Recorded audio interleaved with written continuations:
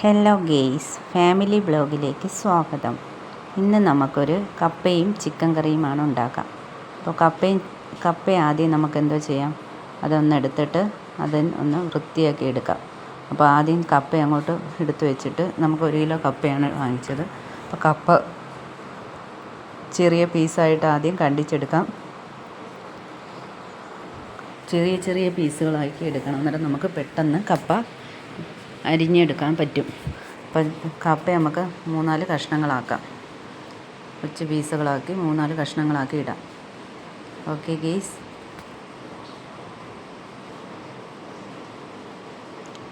അങ്ങനെ നമ്മൾ കപ്പയൊക്കെ 3-4 കഷ്ണങ്ങളാക്കി എടുത്ത് അതിൻ്റെ എന്താ ചെയ്യാം, തൊലി ഒന്ന് വൃത്തിയാക്കി എടുക്കാം.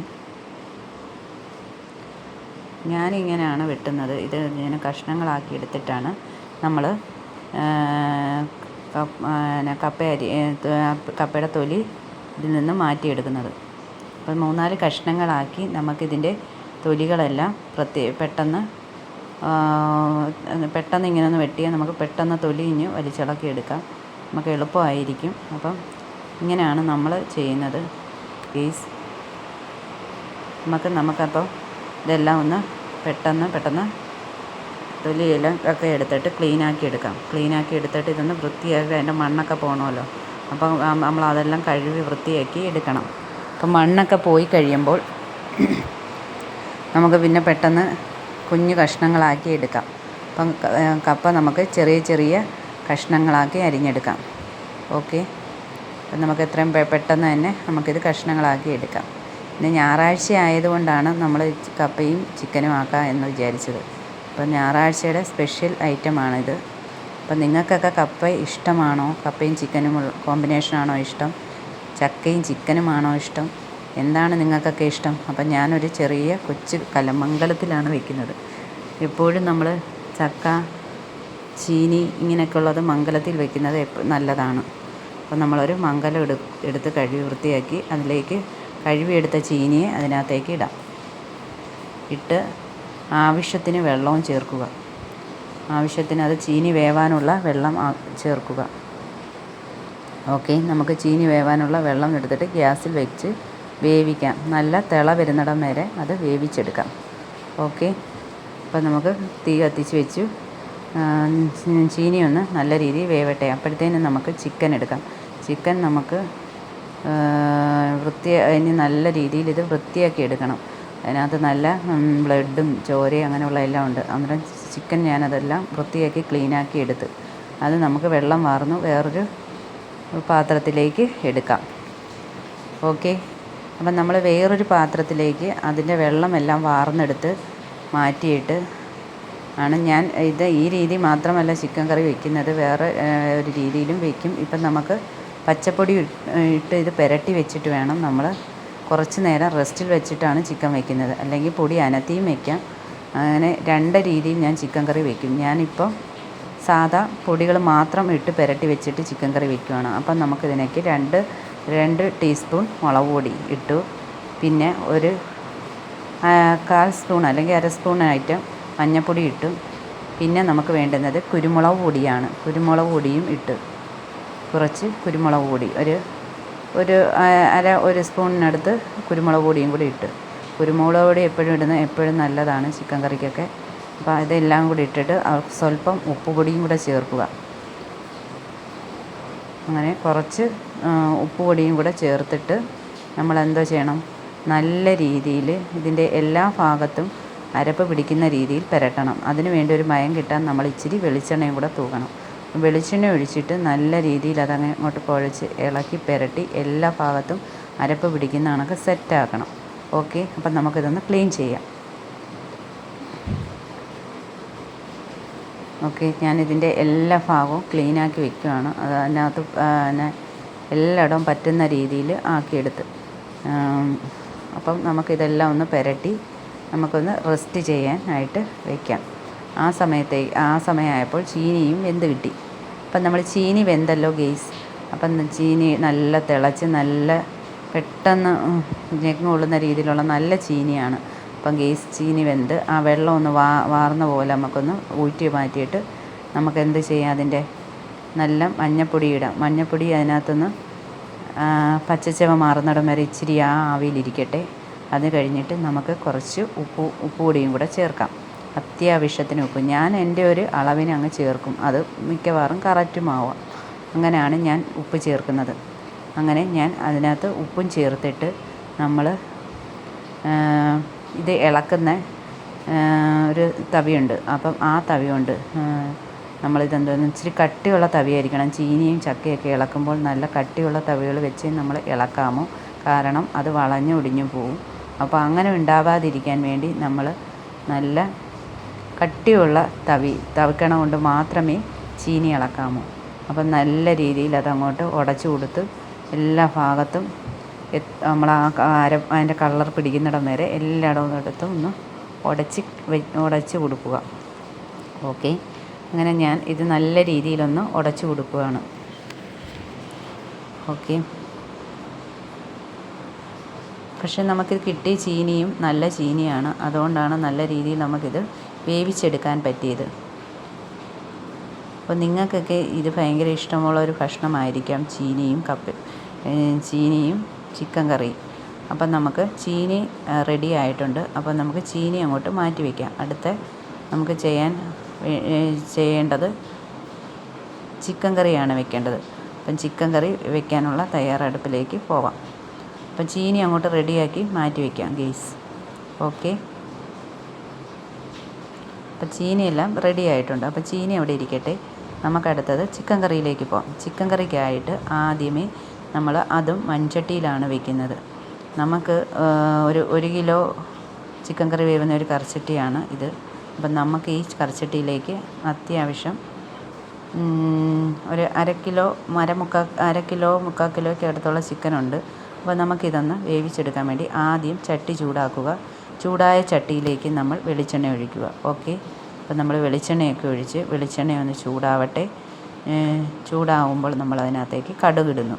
കടുക് അങ്ങോട്ട് പൊട്ടണം. കടുക് പൊട്ടിയെന്ന് മനസ്സിലായി കഴിഞ്ഞാൽ അപ്പോഴേ നമ്മൾ എന്ത് ചെയ്യണം, അടുത്തതായിട്ട് നമ്മൾ അരിഞ്ഞു വെച്ചിരിക്കുന്ന സാധനങ്ങൾ എടുക്കാം. അതിനകത്ത് ആദ്യം വേണ്ടുന്നത് ഇഞ്ചിയും വെളുത്തുള്ളിയും ചതച്ച് വെച്ചതാണ്. ഇഞ്ചിയും വെളുത്തുള്ളിയും ചതച്ച് വെച്ചത് അതിനകത്തേക്ക് ഇടാം. അതിലിട്ടിട്ട് നമുക്ക് ഒന്ന് ഇളക്കി കൊടുക്കാം. ചൂടെണ്ണയിലേക്കിട്ട് ഇളക്കി കൊടുക്കാം. അതിൻ്റെ പച്ചമണം മാറുന്നത് വരെ നമ്മൾ ഇളക്കി കൊടുക്കണം. ഓക്കെ, ആ വെളുത്തുള്ളിയും ഇഞ്ചിയുടെയും പച്ചമണം നമ്മൾ മാറിയിരിക്കണം. എന്നാലേ നമ്മൾ വെക്കുന്ന കറിക്കും ടേസ്റ്റ് ഉണ്ടാകത്തുള്ളൂ. അപ്പം വെളുത്തുള്ളിയുടെയും ഇഞ്ചിയുടെയും പച്ചമണം മാറി വരുമ്പോൾ നമ്മൾ അടുത്തതായിട്ട് ഇട്ട് കൊടുക്കേണ്ടതെന്ന് വെച്ചാൽ അരിഞ്ഞു വെച്ചിരിക്കുന്ന സവാളയും കൊച്ചുള്ളിയും കൂടെ ചേർക്കുക.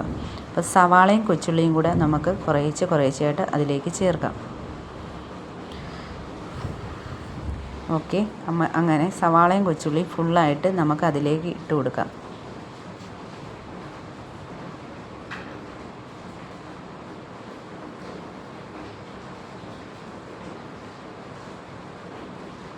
പിന്നെ നമുക്ക് ഇളക്കി യോജിപ്പിച്ച് കൊടുക്കാം. അപ്പം വെളുത്തുള്ളിയുടെയും ഇഞ്ചിയുടെയും പച്ചമണം മാറുകയും ചെയ്ത് സവാള അതിലോട്ടിട്ട് അതൊന്ന് ഇച്ചിരി ഉപ്പ് പൊടിയും കൂടി ഇട്ട് ഇളക്കി കൊടുത്തു കഴിഞ്ഞാൽ പെട്ടെന്ന് നമുക്കെന്ത് ചെയ്യാം, അത് നല്ല രീതിയിൽ വഴണ്ട് കിട്ടും.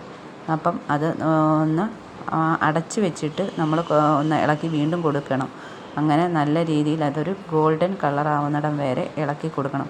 അപ്പോൾ അതിൻ്റെ പച്ചച്ചവയെല്ലാം മാറി വെളുത്തുള്ളിയും ഇഞ്ചിയും സവാളയും കൊച്ചുള്ളിയും എല്ലാം സെറ്റായിരിക്കും. അങ്ങനെ സെറ്റായിരിക്കുന്നതിലേക്ക് നമ്മൾ അടുത്തതായി ചേർക്കേണ്ടതെന്ന് വെച്ചാൽ തക്കാളിപ്പഴമാണ്. തക്കാളിപ്പഴം നമ്മൾ ഒരു തക്കാളി കൊച്ചായിട്ടരിഞ്ഞത് അതിനകത്തേക്ക് ഇടുക. ഇത്രയും നമ്മൾ ചെയ്തിട്ട് അത് നല്ല രീതിയിൽ വീണ്ടും വഴറ്റി കൊടുക്കണം. തക്കാളിയുടെ പച്ചച്ചവ മാറണ്ടേ. അപ്പം തക്കാളിയുടെ പച്ചച്ചവയൊക്കെ മാറുന്നിടം വരെ നമ്മളിങ്ങനെ ഇളക്കി വഴറ്റി കൊടുക്കുക.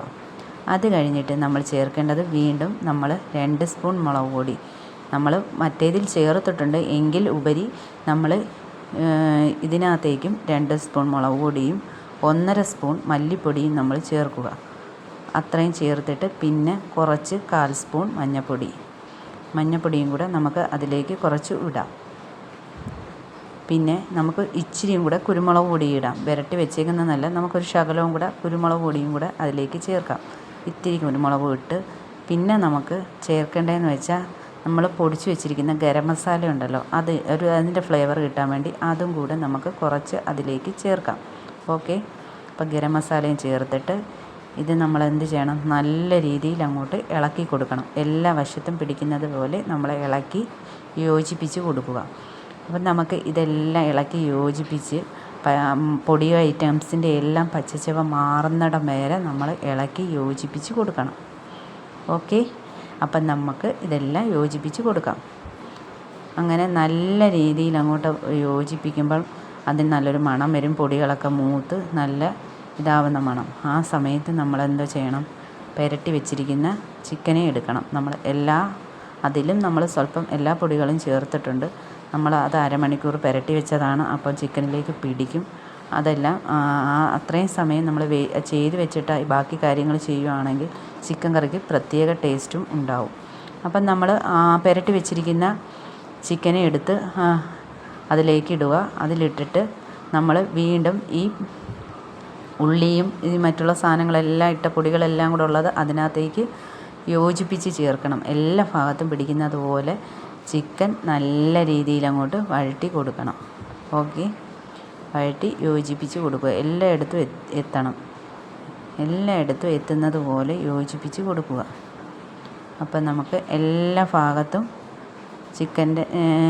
ചിക്കനകത്ത് അരപ്പും ഉള്ളിയും എല്ലാം അങ്ങോട്ട് പിടിച്ചിരിക്കട്ടെ കേട്ടോ. അപ്പം നമ്മൾ എല്ലാ ഭാഗത്തും ഇത് പിടിച്ചെടുത്ത് എന്നിട്ട് നമ്മൾ നല്ലൊരു അടപ്പ് വെച്ച് അടച്ച് വയ്ക്കാം.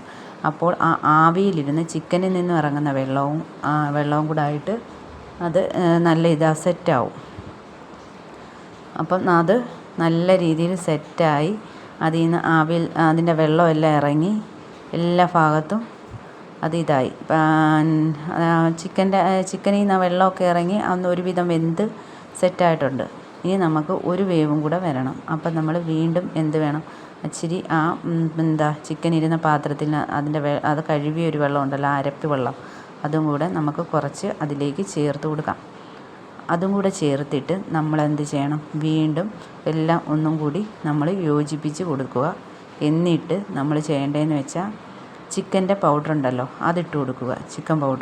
ചിക്കൻ പൗഡർ കുറച്ച് നമുക്ക്, അതായത് ഒരു 1-1.5 സ്പൂണിനകത്തുള്ള രീതിയിൽ ചിക്കൻ പൗഡർ ഇട്ട് വീണ്ടും നമുക്ക് ഉപ്പ് പോരാന്നുണ്ടെങ്കിൽ കുറച്ച് ഉപ്പും കൂടെ ചേർത്ത് നല്ല രീതിയിൽ ഇളക്കി യോജിപ്പിക്കുക. അപ്പോൾ അതും ആ പൊടിയും കൂടെ എല്ലാ ഭാഗത്തും എത്തണമല്ലോ. അപ്പോൾ നമ്മൾ ഒന്നും കൂടെ ഇളക്കി നല്ല രീതിയിൽ ഇളക്കിയിട്ട് നമ്മൾ എന്ത് ചെയ്യണം, വീണ്ടും മൂടി വെച്ച് അത് നല്ല രീതിയിലൊന്ന് വേവുന്നിടം വരെ വയ്ക്കുക. ഒരു 10 മിനിറ്റെങ്കിലും വെച്ചിരിക്കണം. അപ്പം നല്ല തിള വന്ന് എല്ലാ ഭാഗത്തും സെറ്റായി വരുന്നുണ്ട്. വീണ്ടും ഒന്ന് ഇളക്കി കൊടുക്കണം. എല്ലായിടവും ഒന്ന് ഇളക്കി മറിച്ചിട്ടൊക്കെ കൊടുക്കുമ്പോൾ ചിക്കൻ അവിടെ എല്ലാം നല്ല സെറ്റായിട്ടുണ്ട്. പിന്നെ നമുക്ക് ഒരു തിള വരുന്നിടം വരെ ഒന്നും കൂടി നമുക്ക് വെയിറ്റ് ചെയ്യാം. ഓക്കെ, കാരണം ബോയിൽഡ് ചിക്കൻ ആയതുകൊണ്ട് നമുക്ക് നല്ല വേവ് കാണും, വേവ് കുറവായിരിക്കും. അപ്പം നമ്മൾ ഒന്നും കൂടെ നല്ല സെറ്റാവുന്നിടം വരെ ഒന്ന് വേവിച്ച് അതിനകത്ത് കറിവേപ്പിലയും കൂടെ ലാസ്റ്റ് ഇടണം, പച്ചക്കറിവേപ്പിലയും കൂടി.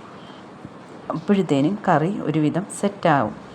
പിന്നെ നമുക്ക് ഇച്ചിരി നേരം ആവിയിലിരുന്ന് കറി ഒന്ന് കുറുകി സെറ്റാവുന്നിടം വരെ വെയിറ്റ് ചെയ്യാം. ഓക്കെ, അപ്പം നിങ്ങൾക്ക് എല്ലാവർക്കും എൻ്റെ വീഡിയോ ഇഷ്ടമായെങ്കിൽ ലൈക്കും സബ്സ്ക്രൈബും കമൻറ്റും ഷെയറും എല്ലാം ചെയ്യണം കേട്ടോ. അപ്പം നമ്മൾ ചീനിയും ചിക്കൻ കറിയും റെഡി ആയിട്ടുണ്ട്. ഓക്കെ, അപ്പം നമുക്കിതൊന്ന് ടേസ്റ്റ് ചെയ്യണ്ടേ. ടേസ്റ്റ് ചെയ്യാതിരുന്നിട്ട് കാര്യമില്ലല്ലോ, നമ്മൾ തന്നെ ടേസ്റ്റ് ചെയ്യാനുള്ളൂ, വേറെ ആരും ഇല്ല. അപ്പം നമ്മൾ അതിൽ നിന്ന് കുറച്ച് ചിക്കൻ കറിയും ഇന്ന് ഞങ്ങളുടെ ആഹാരവും ഇത് തന്നെയാണ് ഉച്ചക്കത്തെ ഇത്. അപ്പം നമ്മൾ കുറച്ച് കപ്പ എടുക്കുക. കപ്പ ഒരു 1-2 തവിക്കകത്ത് കപ്പ എടുക്കുക. കപ്പ എടുത്തിട്ട് നമുക്ക് എന്ത് ചെയ്യാം, ചിക്കനും അതിലേക്ക് മേളിലോട്ട് ഒഴിച്ചു കൊടുക്കാം. അതാണല്ലോ അതിൻ്റെ ഒരു ഭംഗി ഗെയ്സ്. അപ്പം നമുക്ക് അതിൻ്റെ മേളിലോട്ട് ഒഴിച്ചു കൊടുക്കാം. 1-2 കഷ്ണം, ഇത്രയൊക്കെ നമ്മൾ കഴിക്കത്തുള്ളൂ. ഓക്കെ, അപ്പം നമുക്കിതൊന്ന് ടേസ്റ്റ് ചെയ്ത് നോക്കാം ഗെയ്സ്. ഞാൻ കഴിക്കുന്നതിന് മുമ്പ് നിങ്ങൾക്കും വേണോ കുറച്ച് തന്ന് നോക്കാം എങ്ങനെയുണ്ട് ഇതിൻ്റെ ടേസ്റ്റ് എന്ന്. ഓക്കെ ഗെയ്സ്, നമുക്ക് അന്നേരം അതിൽ നിന്നൊരു ശകലം നമുക്ക് എടുത്തിട്ട് നിങ്ങളും ഒന്ന് ടേസ്റ്റ് ചെയ്ത് നോക്കാം. നിങ്ങൾക്ക് പറ്റത്തില്ലെങ്കിലും നമ്മളത് പറയുന്നതല്ലേ അതിലൊരു രസം. ഓക്കെ, അപ്പം നമുക്ക് ഇതൊന്ന് ടേസ്റ്റ് ചെയ്ത് നോക്കാം. ഓക്കെ, സെറ്റായിട്ടുണ്ട്, കുഴപ്പമൊന്നുമില്ല, അത്യാവശ്യം ഓക്കെ ആയിട്ടുണ്ട്. അപ്പം നിങ്ങൾക്ക് ഈ വീഡിയോ ഇഷ്ടമായെങ്കിൽ ടാറ്റ, ബൈ ബൈ.